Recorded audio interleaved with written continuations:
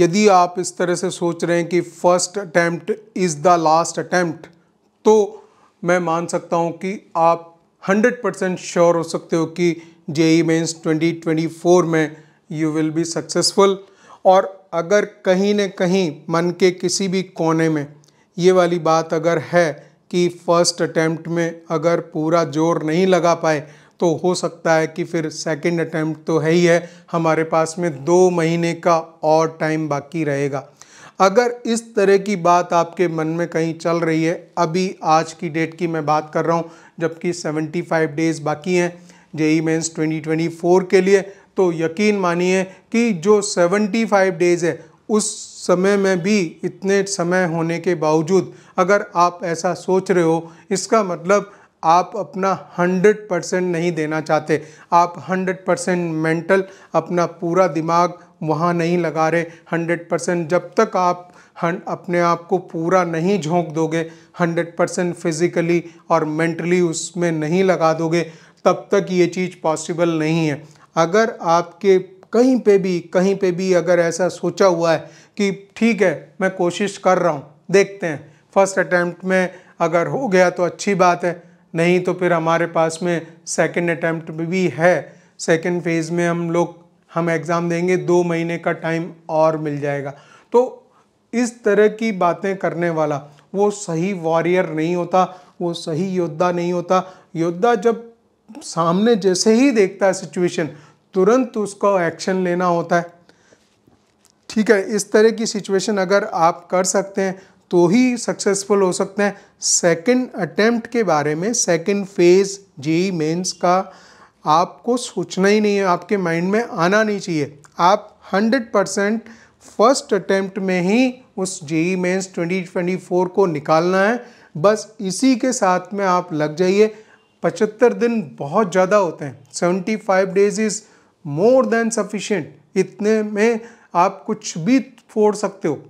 तो वो एग्ज़ाम आज अगर आप थ्योरी करेंगे, स्टार्ट करेंगे, कुछ भी चीज़ करेंगे, आप 10 कदम आज चलो, कल 20 हो जाएंगे, परसों 30 हो जाएंगे, तो इस तरह से आप आगे आगे बढ़ते जाएंगे, तो लास्ट वहाँ तक पहुँचते आप 100% कर देंगे।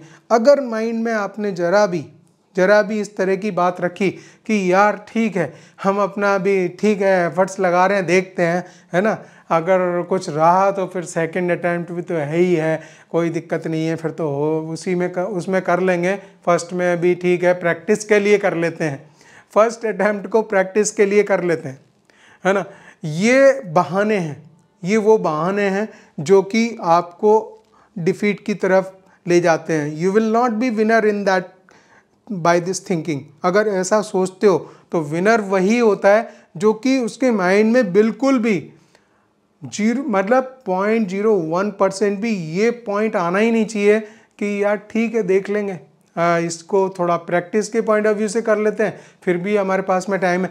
और ऐसे में क्या होता है कि ये 75 डेज़ भी निकल जाएंगे और अगले 60 डेज़ भी निकल जाएंगे, और ओवरऑल आप वहीं के वहीं रहोगे, क्योंकि आप अभी भी बेमन से चले थे, आगे भी बेमन से चलोगे और जेईई मेंस 2024 में अनसक्सेसफुल रहोगे। अगर माइंड में कहीं भी मन के किसी कोने में इस तरह की बात आपने डाली हुई है, तो यकीन मानिए कि आप जो है जेईई मेंस क्लियर करने वाले नहीं हो। ठीक है, ये बातें ये उन अनसक्सेसफुल स्टूडेंट्स की होती हैं, या दूसरे स्टूडेंट को चेक करना, तेरी कितनी तैयारी चल रही है, उसकी कैसी हो रही है, मैंने तो अभी 3 चैप्टर ही किए हैं, इसके उसके उतने ही किए हैं, है ना। तो वो एक्चुअल में दूसरे स्टूडेंट्स से करके अपने आप को कंपेयर कर रहा है कि चलो ठीक है, इसमें तो मैंने 4 चैप्टर किए हुए हैं, उसके तो अभी इतना ही हुआ है, तेरी कहाँ तक तैयारी हो गई। ये तैयारी में ठीक है, कंपैरिजन ठीक होता है, लेकिन जो नेगेटिविटी तलाशना कि मैं कैसे बच जाऊं, कैसे मैं उसको करूं, कि क्या करें, फर्स्ट फेज़ को हम प्रैक्टिस सेशन बना लेते हैं, इसमें तो हमारी प्रैक्टिस हो जाएगी और अगले सेशन में फोड़ देंगे, है ना। तो न तो अभी फूटेगा न बाद में फूटेगा, तो कहीं भी नहीं होने वाला, वो जेईई मेंस आपका क्लियर ही नहीं हो पाएगा। जो फोड़ने वाला है ना, वो पहली बार में फोड़ देता है। तो बस यही मैं कहना चाहता हूँ, और मैं चाहता हूँ कि आप अच्छी तरह से तैयारी करें। मैंने कुछ बातें इस छोटे सी वीडियो में कही हैं, अगर अच्छी लगी हो तो उनको वर्कआउट कीजिएगा। All the best.